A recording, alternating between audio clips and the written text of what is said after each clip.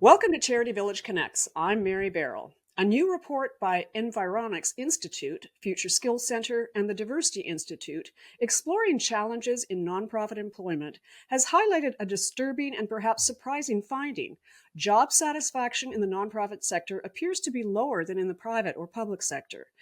In a sector that focuses on meaningful work, what is driving a significant number of workers to feel dissatisfied? And what does this mean for the future, given the existing talent crunch and the need for recruiting younger demographics to work in the sector? Joining us to discuss these important issues is Ryan Erb, the Executive Director of United Way Perth-Huron, with more than 25 years of nonprofit management, community development, fundraising, and marketing experience. With this experience and related education and experience as a board consultant, Ryan works with not-for-profit organizations outside United Way to resolve emerging issues, including acting as a chair of the board of the Living Wage Canada. Welcome to the podcast, Ryan. Thank you, Mary. It's great to be here. I wonder if you could start by telling us a little bit about your work with Living Wage Canada. It certainly seems to be quite relevant to the subject matter today in our interview. What is a living wage and why is it important?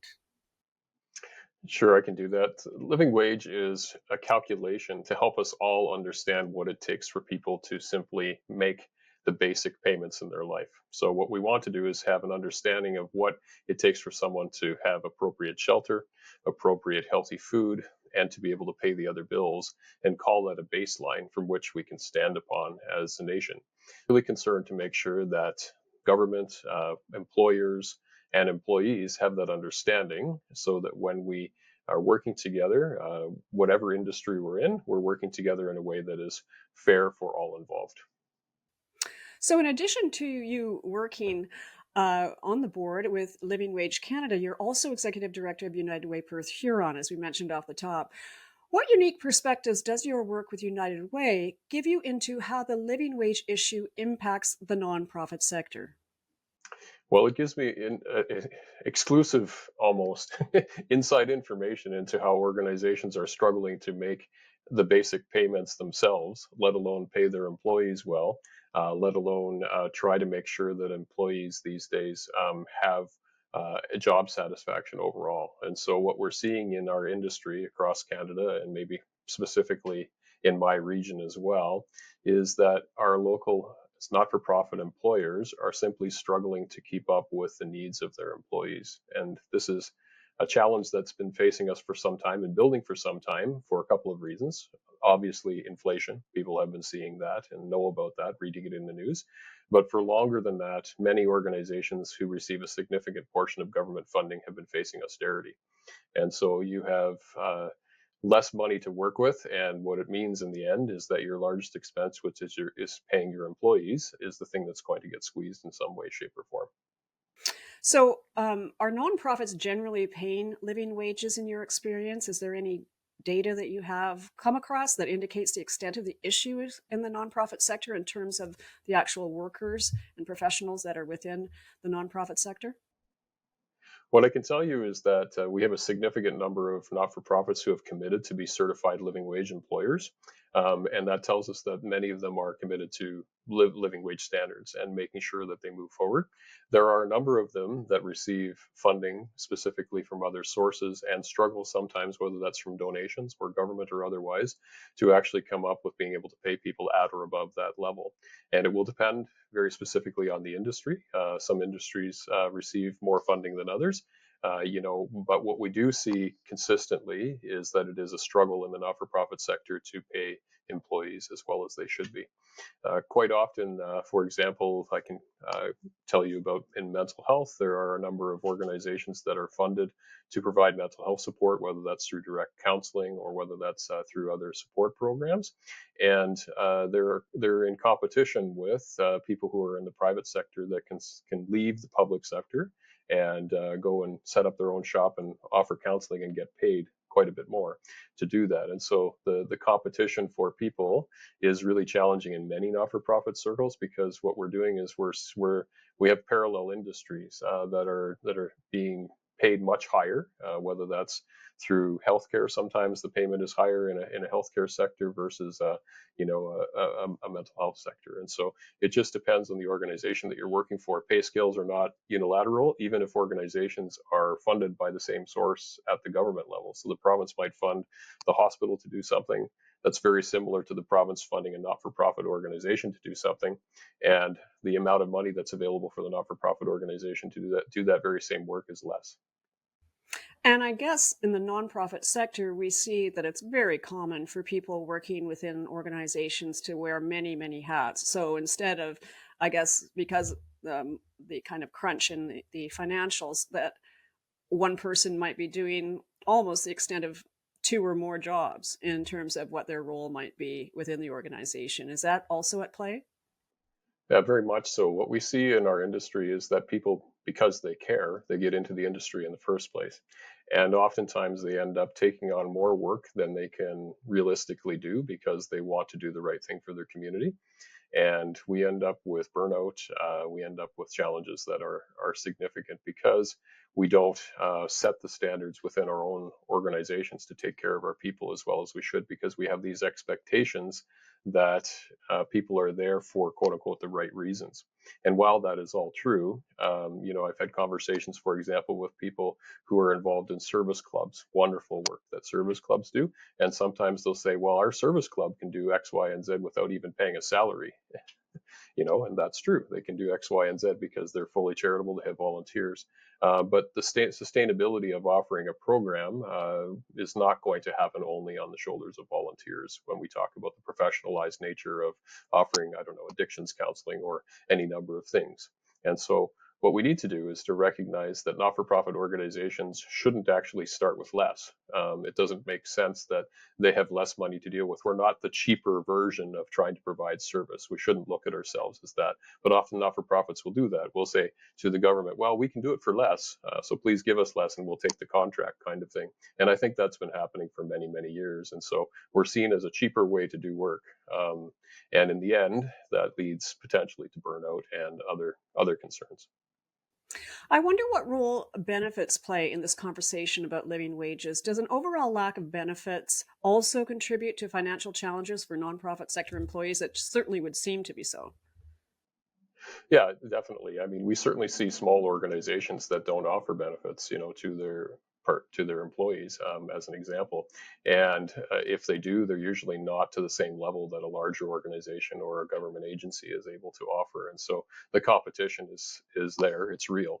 And so that continues to be a challenge in our industry to make sure that we're trying to adjust things so that everyone is on a level playing field, not for the sake of leveling it, but for the sake of doing the right thing for community members that we're trying to serve.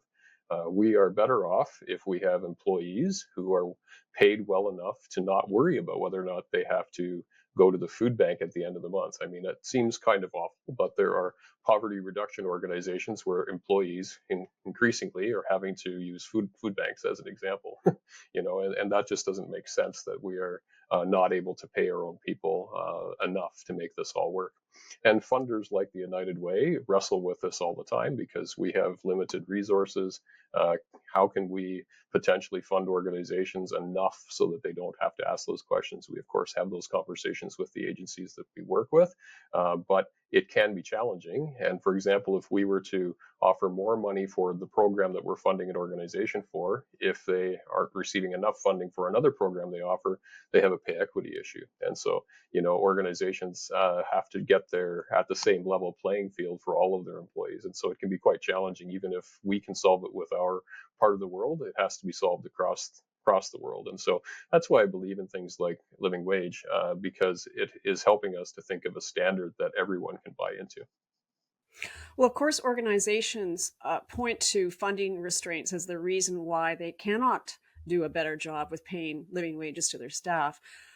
What needs to happen in terms of the funding landscape to make change in this area? Is it anyone advocating for this on this issue with funders? Perhaps it's even a larger issue than that, but it would be great to hear your insights. Well, one of the things we are advocating for on a regular basis at the Ontario Living Wage Network, which is under the framework of Living Wage Canada. So just to clarify, I should say that largely at this point in time, the Ontario Living Wage Network is the organization that I'm chairing, even though we're named Living Wage Canada, because it's a long-term vision to draw lots of people across the nation together. And there's great work happening in other provinces. So I don't want to diminish the work they're happening just with the title of Living Wage Canada. But eventually, maybe there'll be stronger partnerships across the nation. But here in Ontario, what I can say to you is that there's been efforts among the organizations that who are funding Living Wage Ontario Network, or Living Wage Canada as the legal name that it holds, and those organizations are certifying themselves as part of the process, right? And so, for example, my organization was one of the early adopters to certifying as a living wage employer, and we are a funder, and so that requires us to operate in a manner that all of our contracts and services have people paid a living wage, which is an interesting thing, right? To do that, and so what we're trying to do actively at Living Wage Ontario is to certify funders as part of our work, right? And so in our conversation with funders, whether it's United Ways or community foundations or other organizations who maybe provide funding, we're talking to them increasingly about how this equitable conversation can continue to roll itself out. And so organizations one by one are making this commitment. This is a grassroots kind of work. It's not a top-down kind of work. It's an invitation to join something that's positive and good. And we recognize there's lots of hard things about it. But so far, we've been able to gain many organizations across the province that are certifying as living wage employers. In fact, just this past week in my own community, our community foundation certified as a living wage employer. So, how does this all tie into the issues around overhead that we often hear brought up in our sector, in terms of many individual donors wanting to give to nonprofits and charities that proclaim to have low overhead costs and are efficient in terms of providing services? Are there ways organizations can better communicate why donations supporting things like staff salaries are so important? Yes, I think the answer is simple. There's lots more to do on that front. I often explain to people that when we're having this conversation, we need to ask some different questions.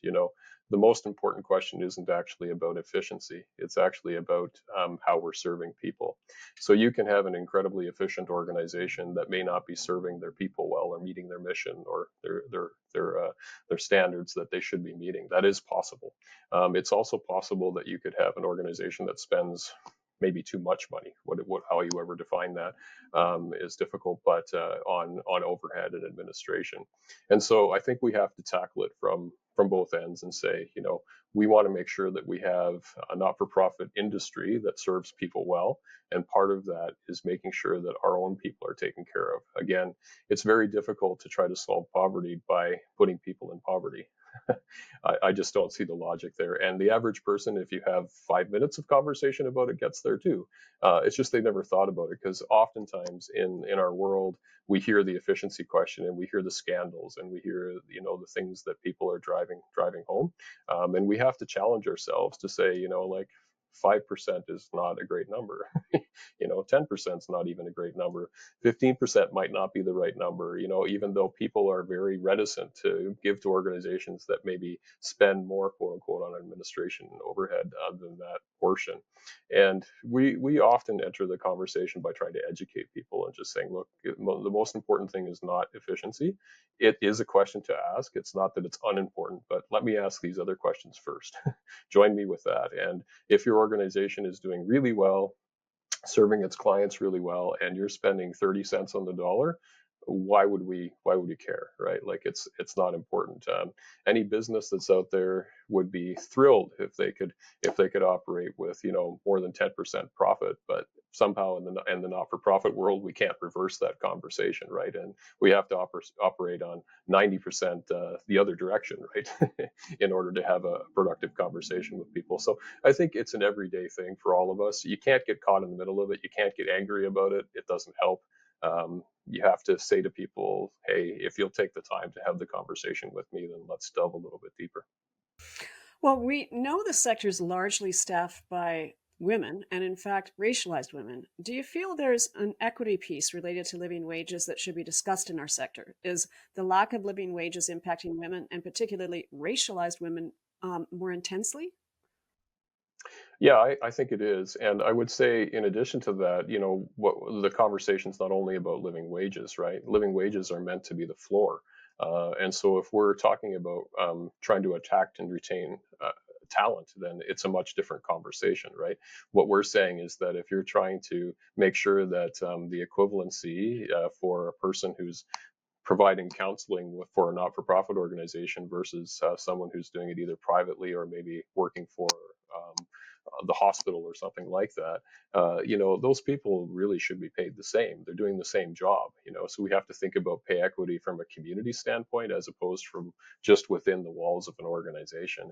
And what does that mean, right? It's some hard questions, of course, because not-for-profits are our own worst enemies sometimes because we just offer to do things cheaply in order in order to help more people.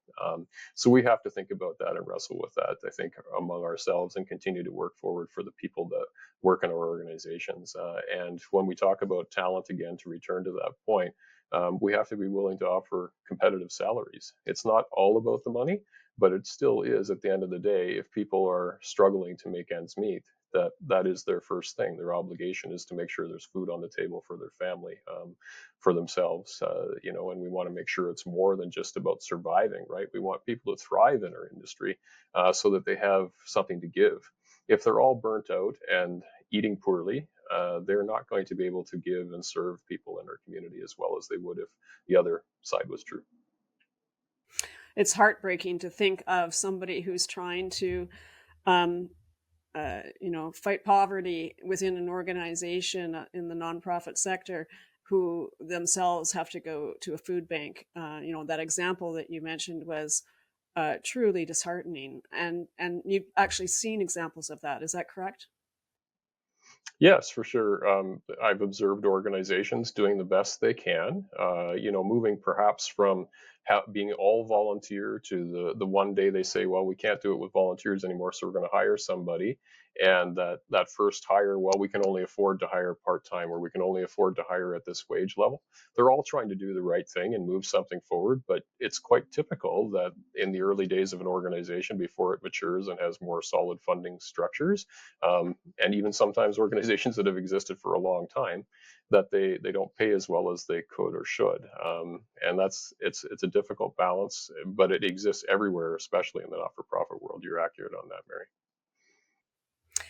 A recent report published by Environics and the Diversity Institute found that job satisfaction amongst nonprofit sector employees was actually lower than for-profit and public sector job satisfaction.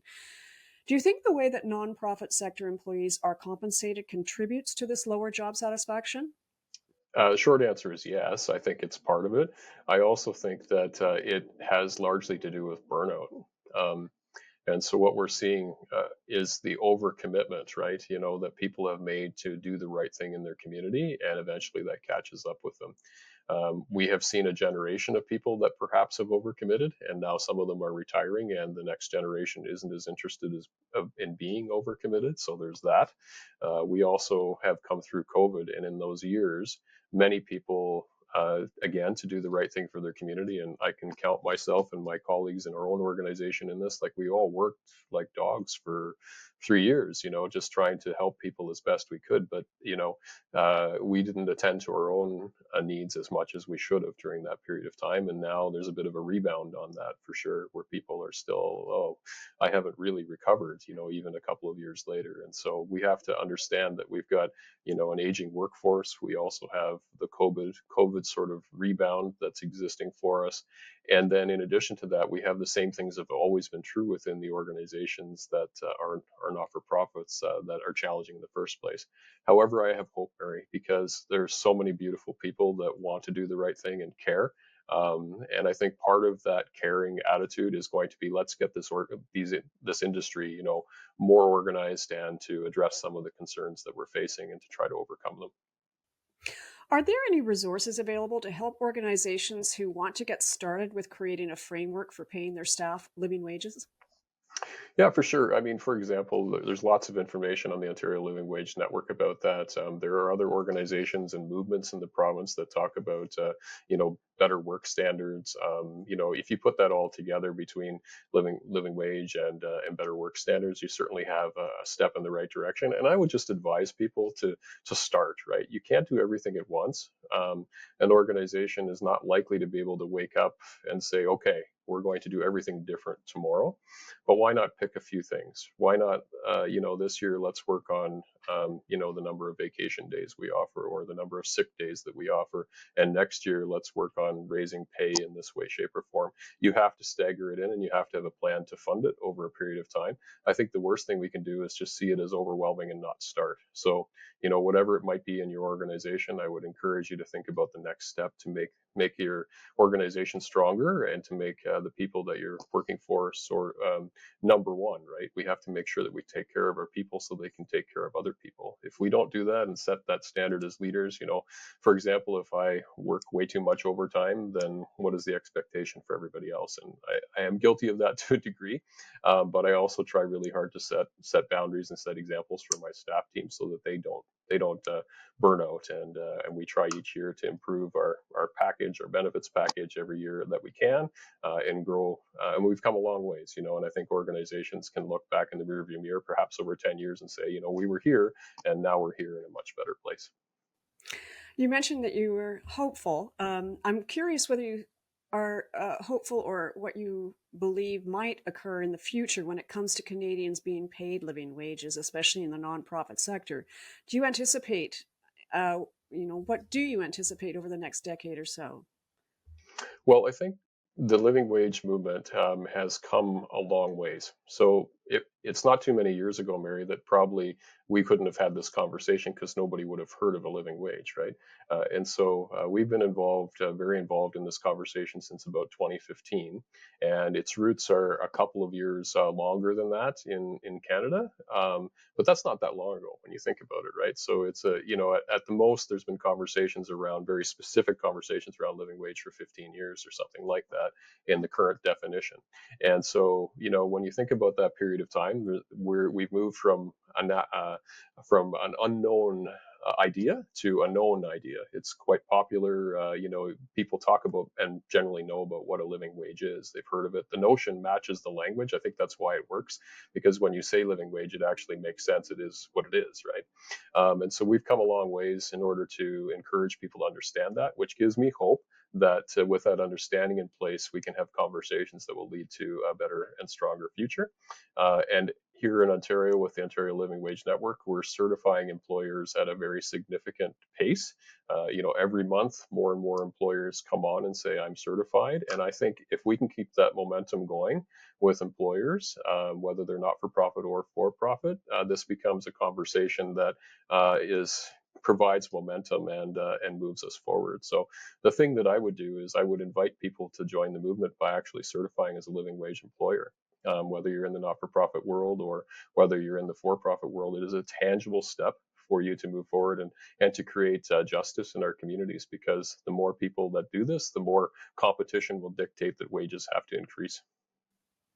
Well, thank you, Ryan, both for your keen insights into something that you have a great deal of experience in, and also your advice to the nonprofit sector. It'll be so helpful for organizations as they navigate these really disturbing trends like jobs dissatisfaction and the challenges around providing a living wage for workers in the sector. Thank you for joining us on Charity Village Connects. You're welcome.